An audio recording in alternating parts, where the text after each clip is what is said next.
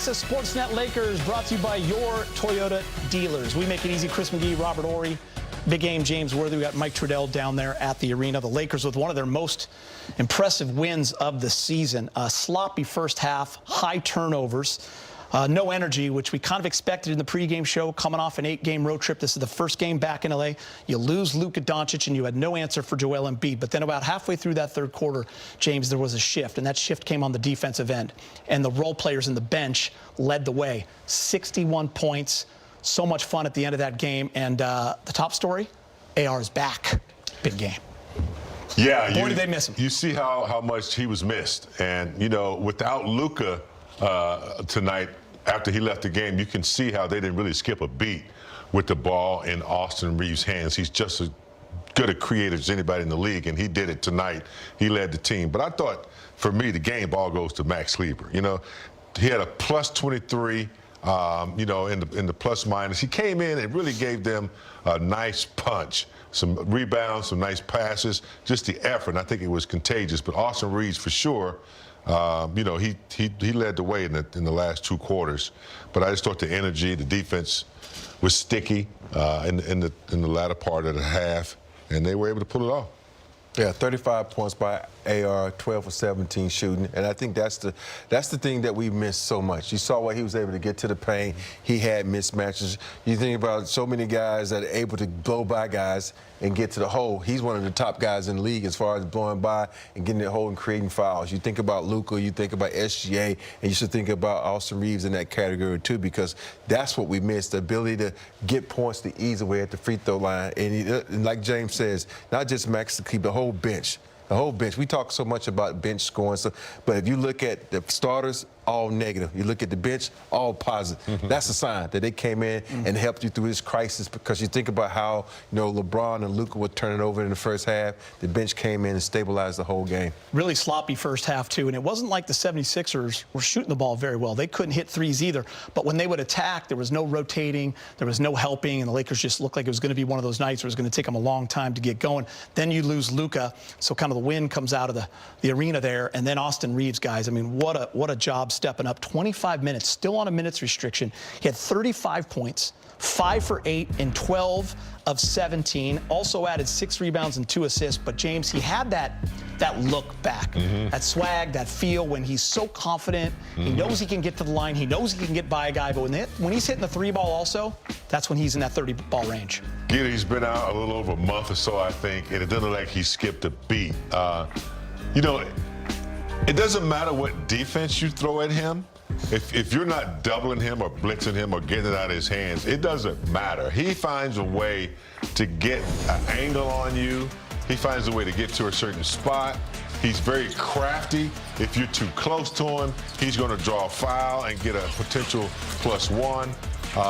When I think of, you know, what Luka provides for us, when he has the ball in his hand, I see Austin Reaves doing just as well, or, you know, just as good as, because he draws fouls.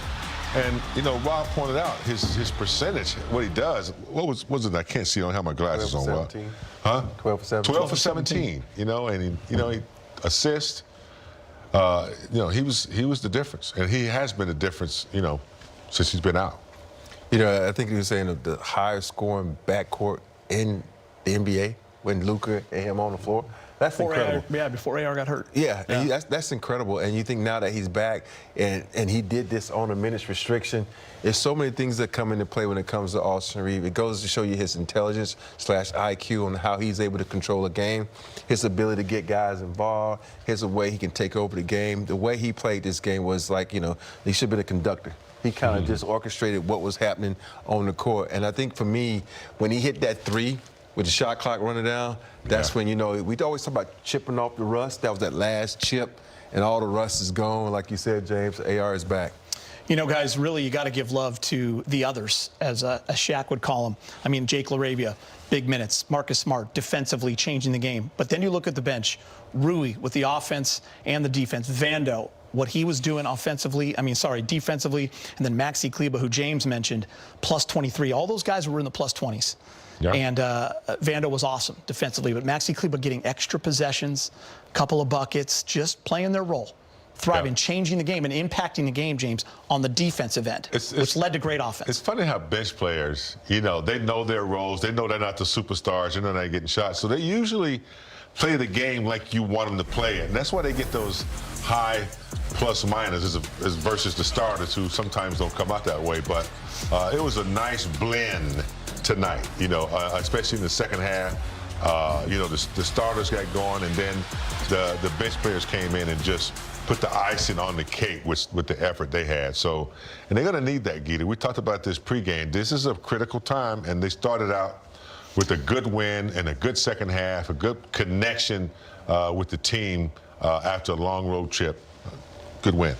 Rob, we were watching the game, and there was no answer for Embiid. He was just having one of those nights. He had 30 midway through the third quarter. He only had 5 the rest of the way. They did a good job on Maxey as well, but what did you see in that kind of a shift? When you watch, the thing is, we talked about this, he was so comfortable in those first 3 quarters. Space. He had space. You remember the one shot he was able to make, and then I think they looked at the film at halftime and said, okay, make him uncomfortable. Get up in it, because that's what he depends on so much. He depends on you to give him that space, and he uses his length to draw fouls and go to the free throw line or get you off him and shoot that little jumper. Right there, you see how, Les Reaves was up on him and was able to poke it loose. It was one of those possessions where Les Reaves got him on it. I was a little disappointed in the refs that they gave him a foul when he bumped into it. But you got to make players uncomfortable. And B anticipates you to be scared of him. You can't be afraid of no man on this court. Get up in him and make him uncomfortable, and I was very proud of how the Lakers defense in the second half made him uncomfortable. In big game, 42-28 rebounding edge. We knew no Jackson Hayes. We talked about the team rebounding, how important that would be. We saw in a couple of those road trip games where the Lakers didn't get it done. It was a lot of second possessions for Cleveland and for the New York Knicks. Tonight, that was not the case. Lakers did a good job crashing the boards on both ends. Collective effort. I think Reaves had 5 or 6 rebounds. When you have guards who are getting back in there and getting some of those long rebounds, it's going to work. And this team, they're going to have to rebound collectively, because you can't depend on Ayton, Hayes. LeBron's not going to be your monster rebounder. So they need those guards. Rob always talked about get back to those elbows. They did a good job of getting the ball first before they started the fast break. Yeah, nice season sweep of Philly as well. And the Lakers have now won 4 out of 5 against the Sixers. Time to hear from Coach J.J. Redick, brought to you by your Toyota dealers. JJ, as I guess